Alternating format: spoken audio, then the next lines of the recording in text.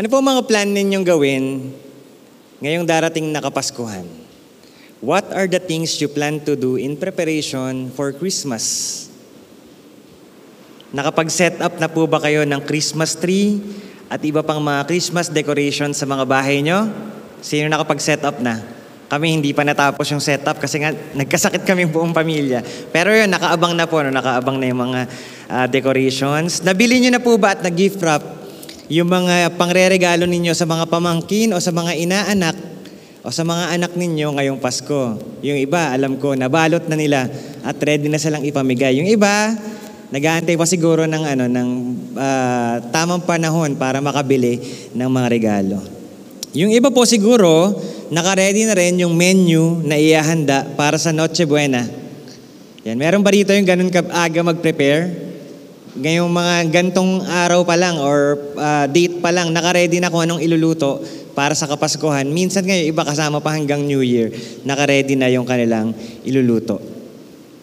One of the most awaited seasons in the Philippines is the Bear Month season. Sabi nga kanina ni Kuya Vince, ang haba ng Christmas season sa Pilipinas, nagsisimula pag pumapasok na yung Bear Months or yung Advent or yung Christmas season na tinatawag natin. Kasi merong long holiday, Christmas parties, exchange gifts, reunions are just some of the things that we spend hours, days, or even weeks preparing for. Hindi lang po sa office at school tayo ganun, no? Nagpe-prepare ng mga gifts, ng mga parties, at kung ano-ano. Even in the church, December is a busy month for all of us. But praise the Lord that even in our busy preparation, we are all reminded to pause and prepare our heart, mind, and soul to meet God. The Gospel of Mark emphasizes both Jesus' servanthood and His role as the promised Messiah, the Son of God. The ultimate purpose of the theme of Mark's Gospel is to present and defend Jesus' universal call to discipleship. Mark returns often to this theme, categorizing his main audience as either followers or opponents of Jesus. Kung ibabasahin po natin yung book of Mark, yung Gospel of Mark, yun ang gustong i-emphasize ni Mark na either kalaban ka ng Panginoon o kakampi ka ng Panginoon. Mark presents and supports this call to discipleship by narrating the identity and teachings of Jesus Christ. For Mark, discipleship is essentially a relationship with Jesus, not merely following a certain code of conduct. Fellowship with Jesus marks the heart of the disciple's life, and this fellowship includes trusting Jesus, confessing Him, observing His conduct, following His teaching, and being shaped by a relationship with Him. Discipleship also means being prepared to face the kind of rejection that Jesus faced. Our study this morning is about the ministry of John the Baptist preparing the way for Jesus, calling for people to repent and be baptized. Prepare to meet your God. From Amos chapter 4 verse 12, it explains how God challenges the Israelites to prepare to meet Him in a terrifying confrontation of judgment because they refuse to repent. Tuwing maririnig niyo po yung katagang prepare to meet your God, parang medyo scary ang dating sa atin nun. Kasi po sa Amos po, yun ang context niya. Sinabi yun ni Prophet Amos dahil hindi sumunod ang mga Israelita sa Panginoon. Kaya humanda kayo, imimit nyo ang Panginoon.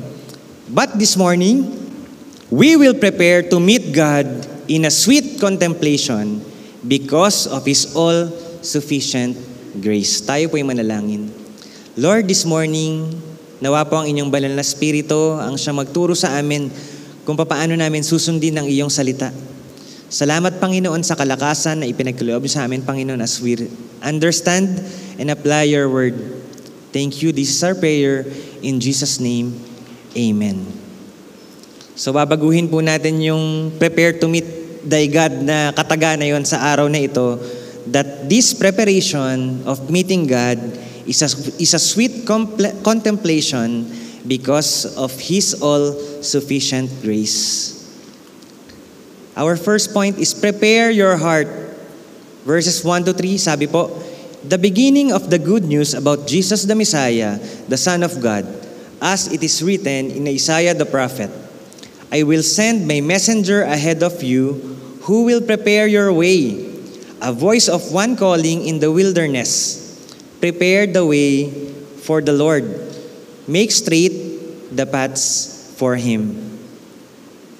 Sinimulan po ni Mark ang narrative quoting an Old Testament prophecy about a messenger who will prepare the way, explaining to his readers the significance of the ministry of John the Baptist as it had been foretold in the scriptures. First, he explained that it was a good news about Jesus the Messiah. Jesus the Messiah is the good news. Good news or gospel is from the Greek word euangelion. In the Greco-Roman world, euangelion was used to announce significant events such as the birth of an emperor or a military victor. Halimbawa, merong announcement ang kaharian na merong sinilang na bagong hari, sasabihin nila, euangelion or gospel or good news, mabuting balita po yun sa kanila. And wag po kayo manibago sa boses ko, tinone down ko para hindi ako ubuhin. Medyo bumaba yung pitch ko, bababaan ko na lang po ng konti. Yan, para hindi na ako ubuhin. Yan. The early Christians adopted this term to convey the transformative and victorious message of Jesus Christ. So Jesus Christ is the good news. Si Jesus po ang mabuting balita. Ang kanyang pagdating ay matagal na hinihintay ng mga Hudyo na umaasa sa pangako ng Diyos na magdadala siya ng tagapagligtas para sa bansang Israel. At hindi lamang sa bansang Israel, kundi sa lahat ng nasyon sa buong mundo. The passage Mark quoted from Isaiah chapter 40 verse 3 had in mind the building up of a great road for the arrival of majestic king. Ang purpose daw nung sa Isaiah chapter 40 is i-announce na dapat ayusin ng mga tao ang kalsada dahil darating ang hari. The idea was to fill in the holes and to knock down the hills that are in the way. Pag merong darating na mataas na officer ng kaharian ng Israel, kailangan ayusin yung daan. Yan. Merong time po sa Pilipinas, 'di ba, may APEC Summit. So ang ginawa po ng gobyerno natin, pinasyal sa ibang lugar yung mga squatters o yung mga informal settlers. Tinur sila sa ibang lugar. So pinasakay sila sa sa mga sasakyan, tapos dinala sila somewhere para pagdating ng mga leaders ng mga bansa, hindi makikita na medyo maraming informal settlers or mga street dwellers sa Maynila. So parang ganun po yung idea ng preparing the way nung time ni Isaiah, no? Prepare the way, linisin ang kalsada, gandahan ang daan dahil darating ang hari. Sabi po sa Isaiah 43:5, a voice of one calling in the wilderness, prepare the way for the Lord. Make straight in the desert a highway for our God. Every valley shall be raised up, every mountain and hill made low. The rough ground shall become level, the rugged places a plain. And the glory of the Lord will be revealed, and all people will see it together. For the mouth of the Lord has spoken. The idea of preparing the way of the Lord is a word picture because the real preparation must take place in our hearts. Building a road is very much like preparation God must do in our hearts. Ulitin ko po. Building a road is very much like the preparation God must do in our hearts. They are both expensive. They both must deal with many different problems and environments, and they both take an expert engineer. So yung pag-prepare po ng ating puso to meet God is not a simple step. Kailangan po ng mas malalim na devotion para i-prepare ang ating puso to meet God. Kaya po ang ating paghahanda na harapin ang Panginoon ay hindi pisikal na paghahanda, ngunit paghahanda ng ating puso na tanggapin ang kanyang handog na buhay sa pamamagitan ng pagsisisi sa ating mga kasalanan at pagbabautismo sa tubig. Yun po yung mensahe ni John the Baptist. Repent and be baptized. Yung isa pong kinote dito ni Mark sa Malakay chapter 3 verses 1 to 3, I will send my messenger who will prepare the way before me. Then suddenly the Lord you are seeking will come to his temple. The messenger of the covenant whom you desire will come, says the Lord Almighty. But who can endure the day of his coming? Who can stand when he appears? For he will be like a refiner's fire or a launderer's soap. He will sit as a refiner and purifier of silver. He will purify the Levites and refine them like gold and silver. Therefore, when we meet Jesus, our hearts will be on fire. Not a fire that consumes, but a fire that refines. He will purify our hearts and refine them like gold and silver. Second point is to prepare our minds. So John the Baptist appeared in the wilderness preaching a baptism of repentance for the forgiveness of sins. The whole Judean countryside and all the people of Jerusalem went out to him, confessing their sins. They were baptized by him in the Jordan River.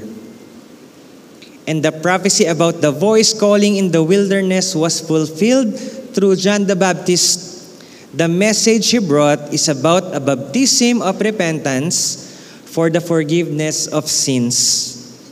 Many people believed in him and were baptized in the Jordan River. Baptism was already practiced in the Jewish community in the form of ceremonial immersion. But typically, it was only among Gentiles who wished to become Jews. So hindi po bago sa mga Hudyo nung panahon na yon na merong nagbabautismo. For a Jew in John's day to submit to baptism was essentially to say, I confess that I am as far away from God as a Gentile and I need to get right with Him. This was a real work of the Holy Spirit. So pwede po nating i-assume yung ibang mga Hudyo na dati nang nabautismuhan through ceremonial immersions, ay nagpabautismo uli po sila kay John the Baptist. Hindi po bago para sa kanila yung mga ganun, no? Yung immersion or baptizo in Greek. Pero marami po ang sumunod kay John the Baptist, nagpabautismo sila, kaya po naging kilala siya sa pangalan na John the Baptist. Hindi naman po siya tatawaging John the Baptist kung hindi siya sikat sa pagbabautismo. At alam ko po, iniintay ng mga tatay dito yung dad joke na repent and be baptized. Hindi ko alam kung natawa po sila. Pero alam ko nasa isip nila yun eh. Hindi lang nila masabi. Yun, sinabi ko na po para sa inyo. It is an important preparation for the people to know the message of repentance, forgiveness, and salvation. When John baptized people, he makes sure that they understood the message he brings. That is to soften the hearts of the sinners and prepare it for the time of harvest. Ganon din po ang ginagawa natin when we share the gospel. We share the message and wait for the Holy Spirit to move in the hearts of the people, of the hearers. Kaya kahit hindi po natin nakikita agad-agad yung result ng ating pagbabahagi ng salita ng Diyos, kahit napapagod na tayo mag-share ng gospel pero walang nakikitang result na nadadagdag sa simbahan o na isasama mo, hindi po yun ang sukatan eh. Because only God can change the life of a person. Tayo po ay nagtatanim lamang ng binhi. Ang Panginoon ang kikilos at siya po ang magpapatubo at magpapabunga sa mga itinanim nating binhi sa mga puso ng mga taong makikinig ng kanyang salita. Therefore, this Advent season, let us prepare our mind to meet God, knowing the essence of what we believe, that we were once sinners, saved by grace through faith in Jesus Christ our Lord. Let us also take this opportunity to share our faith to others, especially during this season that unbelievers unconsciously talks about Jesus because of Christmas. Sa mga Christmas party, reunion, and other gatherings this month, i-share po natin si Jesus sa ating mga kasama doon, no? Sino po rito yung alam sa office nila na Christian sila? Or sa school, alam na Christian kayo? So pag mag-opening prayer, kayo yung laging ina-assign kasi alam po nilang Christian kayo, di ba? Hindi po isolated case para sa inyo. Lahat po tayo nakaka-experience nun. Kahit sa mga PTA meeting sa eskwelahan, ako pa rin po yung pinagpe-pray or si Kane ang pinagpe-pray sa school. That's our opportunity to share the goodness of God to the people na hindi nila alam na nashare natin sila a little bit of the Word of God dahil binigay nila yung opportunity na yun para gawin natin yun. That's the opportune time to do that. Let's do that to honor God. Let's do that to glorify God because we are the messengers of God. And finally, let us prepare our soul. John wore clothing made of camel's hair and with a leather belt around his waist, and he ate locusts and wild honey. And this was his message: after me comes the more powerful than I, the straps of those of whose sandals I am not worthy to stoop down and untie. I baptize you with water, but he will baptize you with the Holy Spirit. In his personality and ministry, John the Baptist was patterned after the prophet Elijah. Mababasa po natin yung description kay Elijah sa 2 Kings chapter 1. Who fearlessly called Israel to repentance. Yun din po ang mensahe ni Elijah, that people should repent. And his message is about the coming of Messiah, the one that is more powerful than him. John the Baptist is pointing to Jesus, the Lion of the tribe of Judah. John baptized them in water, but Jesus will baptize them in the Holy Spirit. John recognized this baptism was only a prelude. This baptism of John was only a prelude to what Jesus would bring. The Messiah would bring an immersion in the Holy Spirit that was greater than the immersion in water as a demonstration of repentance. John's baptism could demonstrate repentance, but it could not truly cleanse one from sin, nor it could impart the Holy Spirit in the way Jesus would after his work on the cross was completed. So when we are baptized in water, hindi po yung moment na yun na dun tayo nilinis ng Panginoon. Even before we go out and deep into the water, submerge into the water, before that po, we do that dahil na-receive na po natin yung grasya ng Panginoon, yung pag-ibig niya, yung buhay na walang hanggan. And so, on the succeeding verses, kung babasahin po natin yung Mark chapter 1, mga susunod pa, we will see the baptism of Jesus, the Son, the voice of the Father, and the presence of the Holy Spirit. That is the Triune God. Tinatawag po nating Trinity. Mababasa natin yung sa Mark chapter 1, verses 9 to 11. At that time, Jesus came from Nazareth in Galilee and was baptized by John in the Jordan. Just as Jesus was coming up out of the water, he saw heaven being torn open and the Spirit descending on him like a dove. A voice came from heaven, "You are my Son, whom I love. With you I am well pleased." Our baptism is not just a ceremonial rite. It's not just about the robe we wear o yung uniform na isusuot mo kung ikaw ay babautismuhan. It is not about the water that we dip into. Pwedeng sa ilog, pwedeng sa dagat, Pwedeng sa batya, kung kakasya ka doon. It's not about the pastor who officiate. Wala sa pangalan ng pastor na gumagawa ng seremonya na yon.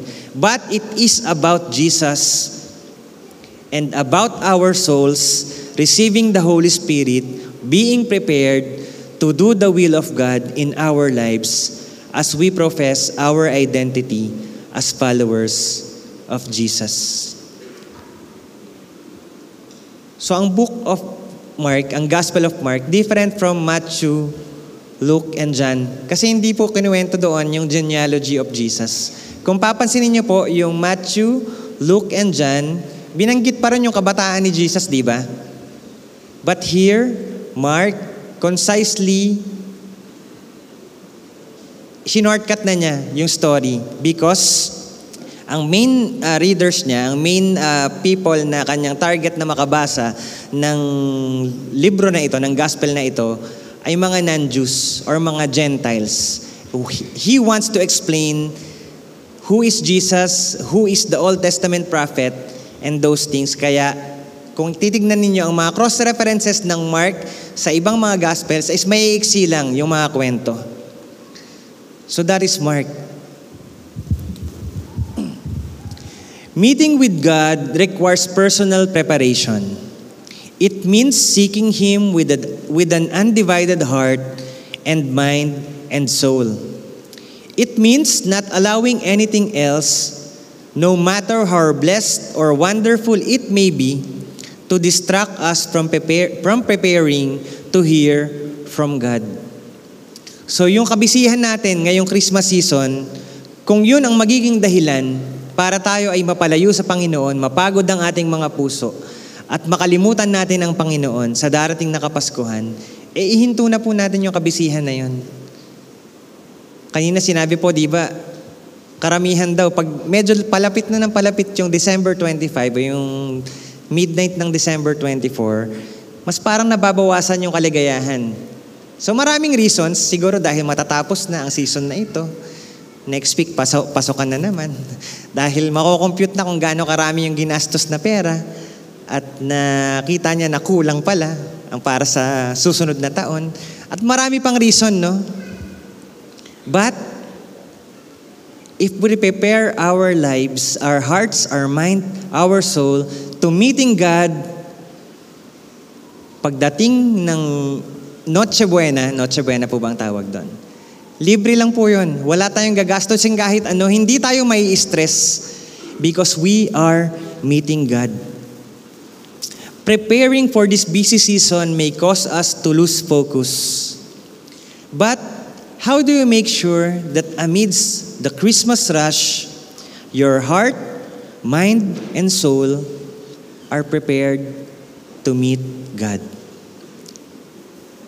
Let's have a moment of silence and contemplate on this question.